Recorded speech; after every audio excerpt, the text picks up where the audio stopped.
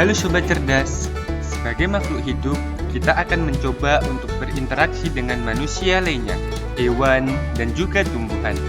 Nah, interaksi antara satu makhluk hidup dengan makhluk hidup lainnya itu ternyata memiliki istilah loh, yaitu simbiosis. Simbiosis, secara garis besar, simbiosis dibedakan menjadi 3. Yang pertama yaitu simbiosis mutualisme. Yang kedua yaitu simbiosis komensalisme. Dan yang ketiga yaitu simbiosis parasitisme. Simbiosis mutualisme yaitu hubungan antara dua organisme yang berbeda jenis namun saling menguntungkan satu sama lain. Simbiosis mutualisme contohnya sebagai berikut. Contoh yang pertama yaitu kupu-kupu dengan bunga. Bunga dibantu penyerbukannya oleh kupu-kupu, sedangkan kupu-kupu mendapat nektar untuk makanan kupu-kupu. Yang kedua yaitu kerbau dengan burung jalak.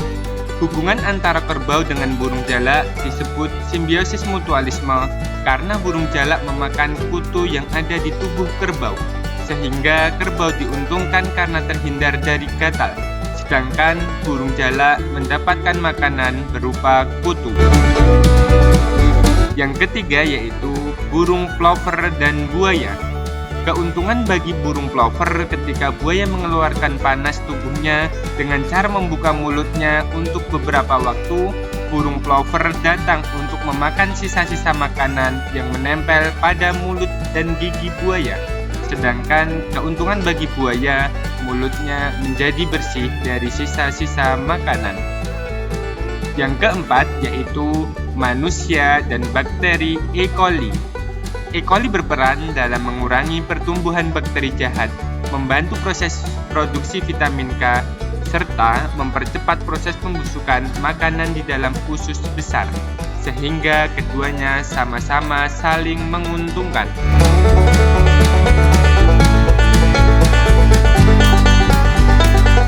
Selanjutnya yaitu simbiosis komensalisme. Simbiosis komensalisme adalah sebuah interaksi antara dua makhluk hidup yang menguntungkan salah satu organisme, sementara organisme lain tidak dirugikan dan tidak diuntungkan atau netral. Berikut beberapa contoh simbiosis komensalisme. Yang pertama yaitu tanaman anggrek yang menempel pada pohon inangnya.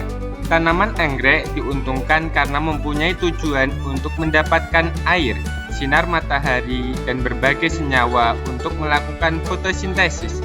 Sedangkan pohon inang seperti pohon mangga, randu, dan lain-lain tidak memperoleh keuntungan dari menempelnya anggrek pada batang atau dahannya, serta tidak dirugikan karena tidak menyerap air maupun senyawa dari dalam batang tumbuhan yang dijadikan inangnya.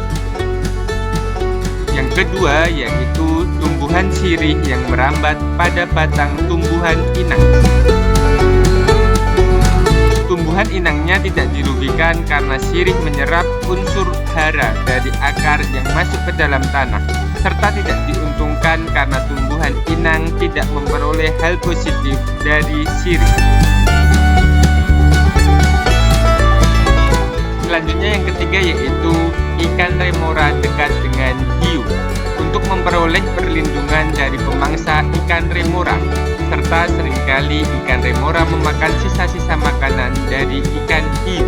Bagi ikan hiu, ikan remora tidak memberikan keuntungan apapun, serta tidak merugikan karena tidak mengganggu ikan hiu. Yang keempat yaitu simbiosis komensalisme yang terjadi antara udang dan timun laut. Hal itu terjadi karena udang memperoleh sisa makanan yang berasal dari timun laut, sehingga udang diuntungkan. Tetapi bagi timun laut, kehadiran udang tidak merugikan dan tidak menguntungkan. Selanjutnya yaitu simbiosis parasitisme.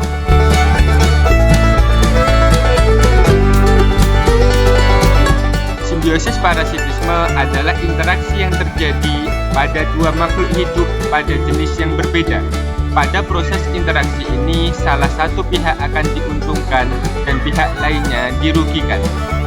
Contoh simbiosis parasitisme yang pertama yaitu hubungan antara manusia dengan cacing pita. Karena cacing pita memakan sari-sari makanan yang ada dalam usus manusia, cacing pita dapat masuk ke dalam tubuh manusia, biasanya bersamaan dengan makanan yang kurang bersih atau tangan yang kotor setelah beraktivitas. Cacing pita mendapatkan keuntungan, sementara manusia dirugikan. Yang kedua yaitu benalu pada tumbuhan inangnya. Benalu dapat muncul pada dahan atau ranting tumbuhan. Benalu juga menyerap sari-sari makanan dari tumbuhan inang, sehingga merugikan tumbuhan inang jika tidak dihilangkan. Contoh yang ketiga yaitu tikus dan tumbuhan padi. Tikus sangat merugikan bagi tumbuhan padi karena tikus memakan padi, dan padi sangat dirugikan oleh tikus. Contoh yang keempat yaitu nyamuk dengan manusia. Hampir seluruh manusia pasti pernah digigit nyamuk. Nyamuk menghisap darah manusia, sehingga sangat merugikan karena selain menimbulkan gatal, juga dapat menularkan penyakit.